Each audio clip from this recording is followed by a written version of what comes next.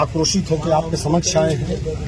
कल राजस्थान में श्री राष्ट्रीय राजपूत करणी सेना के राष्ट्रीय अध्यक्ष सुखदेव सिंह जी की नृशंस हत्या की जाती है। उस संबंध में पूरे देश में न्याय की गुहार की जा रही है।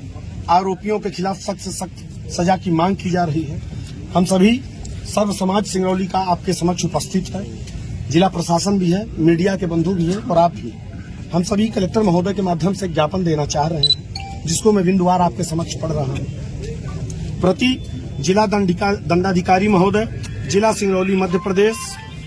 विषय: श्री राष्ट्रीय राजपूत करणी सेना अध्यक्ष सुखदेव सिंह जी गोंगा मेढ़ी के हत्या के आरोपियों के विरुद्ध में त्वरित कार्यवाही बाबत। महोदय, ज्ञात हो कि 5 दिसंबर 2023 को जयपुर राजस्थान में श्री राष्ट्रीय राजपूत करणी सेना के राष्ट्रीय अध्यक्ष श्री सुखदेव सिंह गोंगा मेढ़ी जी को उनके निवास पर कुख्यात हमलावरों द्वारा गोलीबारी कर निर्मम हत्या कर दी गई। उनके अतिरिक्त सुखदेव सिंह जी के सहयोगी नवीन शेखावत भी बचाव के दौरान वीरगति को प्राप्त हो गए। चूंकि सुखदेव सिंह जी सर्व समाज के उत्थान हेतु सदैव समर्पित और संपूर्ण जीवन सर्व समाज के उत्थान में आंदोलन करते बीत गया, इससे पूरे राजस्थान सहित संपूर्ण देश में रोष व्याप्त है और हर जिले में इस घटना के विरोध में प्रदर्शन हो रहे हैं। चूंकि उक्त घटना की जिम्मेदारी एक कुख्यात आपराधिक गैंग ने ली है, इसके बाद भी अभी तक गिरफ्तारी न हो पाना विरोध के क्रम को और बढ़ाता है। जैसा गिरफ्तारी न हो पाने के कारण करणी सेना परिवार मध्य प्रदेश की सिंगरौली इकाई सर्व समाज के साथ निम्नलिखित मांग करती है, जिससे समाज की सामाजिक समरसता बनी रहे और दिवंगत पुण्य आत्माओं को सच्ची श्रद्धांजलि दी जा सके। हमारी मांगे जो बिंदुवार हैं, वो पहली मांग ये है कि अपराधियों का ट्रायल करने का हवाला न दिया जाए, क्योंकि उन दोषियों को साबित करने के लिए पर्याप्त सबूत सीसीटीवी में कैद हो चुके हैं। तो ट्रायल का बहाना यह देश और इस देश का सर्व समाज और इस देश का सनातनी अब नहीं चाहता है। दूसरी मांग जो हमारी है, अपराधियों की धरपकड़ हेतु 1 करोड़ का सरकारी इनाम घोषित किया जाए, ताकि उनकी खोजबीन में जो टीमें लगी हुई हैं, जो हमारे लोग लगे हुए हैं, उनको प्रोत्साहन मिले, उनको प्रोत्साहित करने के लिए। और जल्द से जल्द ये पूरे देश में जो आक्रोश व्याप्त है वो जल्दी से जल्दी समाप्त होगा। तो 1 करोड़ की राशि की सरकारी राशि की घोषणा की जाए। अपराधियों की सूचना मिलते ही उनका एनकाउंटर किया जाए, ताकि उनके जैसे अन्य अपराधियों का मनोबल गिरे और ऐसी घटनाओं में विराम लग सके। और ये जो एनकाउंटर की मांग हम कर रहे हैं, ये कोई हम नया अध्याय आपसे नहीं मांग रहे हैं।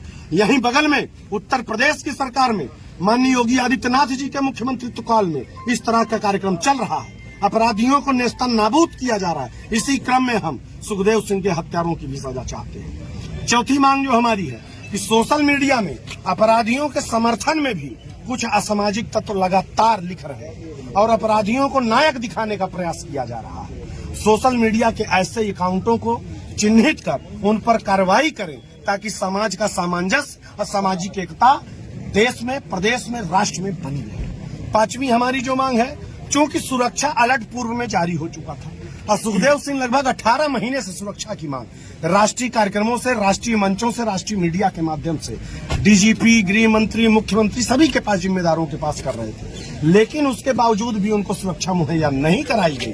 तो मामले से जुड़े सक्षम अधिकारियों पर भी दंडात्मक कार्यवाही हम सभी चाहते हैं। ये तो साहब हमारी मांगे हुई, ये हम आपको प्रदान करेंगे। लेकिन साथ में आपसे हम आग्रह करना चाहते हैं कि चूंकि अभी राजस्थान में सरकार का कुछ स्पष्टीकरण है नहीं, पूर्व मुख्यमंत्री गहलोत जी इस्तीफा दे चुके हैं, अब जो नई सरकार आई है उसके मुख्यमंत्री की घोषणा हुई नहीं, लेकिन वहां पर राज्यपाल महोदय हैं, राजस्थान का प्रशासन है।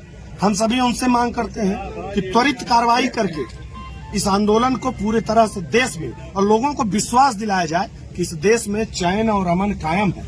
और एक बात जो मैं बड़ी बात बोलना चाहता हूँ कि सुखदेव सिंह लगातार सुरक्षा की मांग कर रहे थे, तो मेरा ये प्रश्न है कि क्या सुरक्षा केवल सरकारी लोगों को मिलेगी? शासकीय लोगों को, चाहे वो प्रशासनिक हो चाहे राजनीतिक हो, क्या समाज का काम करने वाले व्यक्ति को सुरक्षा नहीं दी जा सकती?